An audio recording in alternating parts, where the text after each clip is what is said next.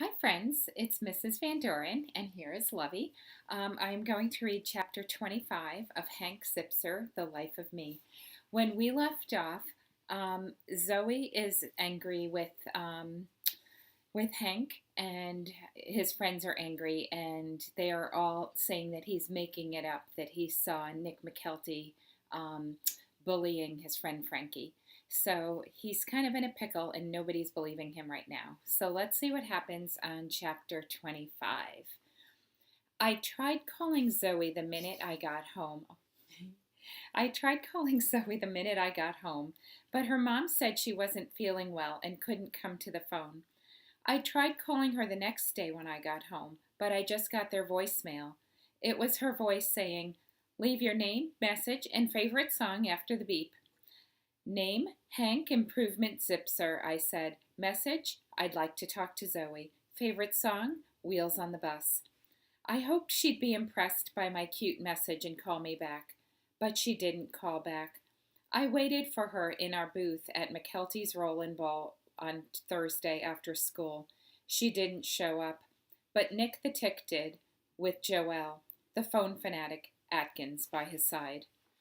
"If you're waiting for Zoe, you're going to be waiting a long time," McKelty said. "Like forever." "How would you know, McKelty?" "Well, she told us she thinks you acted like a bad sport and a poor loser," Joelle said. "And then she told me she doesn't like you anymore, not even a little bit," McKelty added. "She didn't really say that part, did she?" I asked, trying to stop my voice from quivering. "Text her yourself," Joelle said, offering me her cell phone. "Ask her." I think you know by now that I'm not a big spelling guy, which also means I'm not a big texting guy. I see all those letters on that little keypad, and my eyes just start to spin in their sockets. That's okay," I said to Joelle. "I'll text her later." "He probably doesn't know how," McKelty said, which may have been the first true thing he's ever said. "I'll text her for you," Joelle said. That was the last thing I wanted, to have Joelle in the middle of my private conversation with Zoe. She'd be announcing what we said from the top of the Empire State Building. No thanks," I said. "I'm not really in the mood to text right now. I'm an after dinner texting kind of guy, not an afternoon texting kind of guy." "Wow," said Joelle. "You have special times of the day when you text?" Doesn't everyone?" I answered. "I instant message in the morning, email in the afternoon, text after dinner. If I don't keep them separate, I'm just communicating nonstop all day long, and what that does." "What?" Joelle asked, looking alarmed. "Rots the brain," I whispered to her. "Next thing you know, you're wearing a bracelet with penguins on it and thinking that's okay." I saw Joelle gasp, then fold up her phone and put it in her pocket. At dinner that night, I was so sad I could hardly eat. Cheerio could tell something was wrong. He sprawled out on top of my feet and nuzzled my ankles. It's his little Dachshund way of showing support. "What's wrong, honey?" my mom asked. "You look like you lost your best friend." "I did," I said. "Zoe and I had a fight." "It must be in the air," Emily said. "Robert and I had a fight too. We're not speaking." "What was your fight about?" I asked her. "Robert said that chickens can't fly, and I told him that's not entirely true, because the longest recorded flight of a chicken is 13 seconds. Then he said that's not really flying, and I said, tell that to the chicken who stayed in the air for 13 seconds. "Wow," I said. "You guys get pretty upset over poultry." "It wasn't about the chickens. He was acting like a know-it-all," my know-it-all sister said. "What did you and Zoe fight about?" I didn't want to get into it with Emily. I mean, there are things a fourth grader can't understand.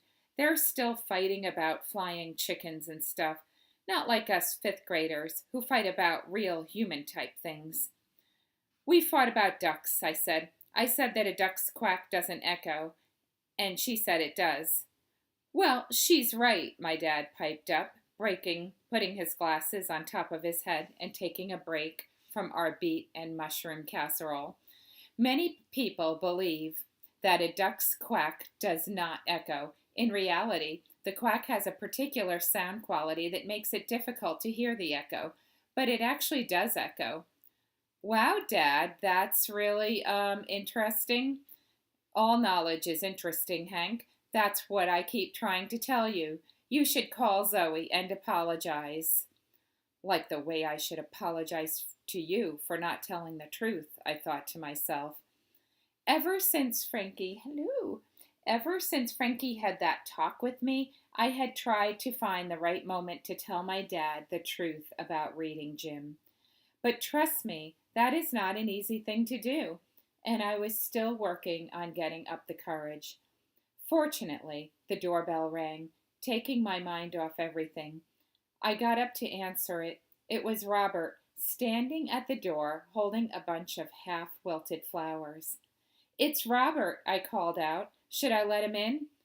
Emily jumped up and ran to the door.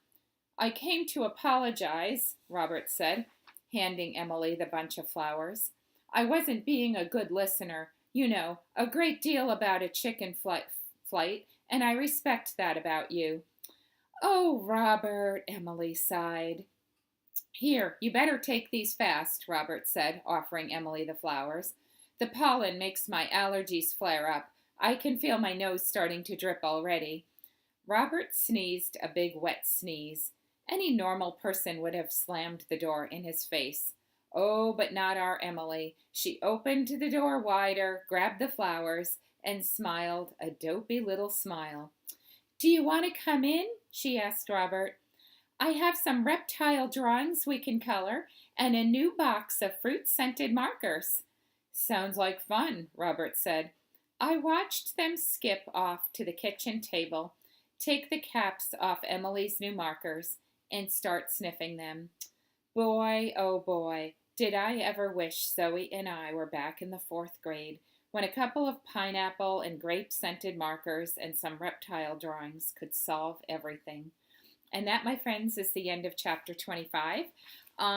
If you are in my Google Classroom, please write a comment.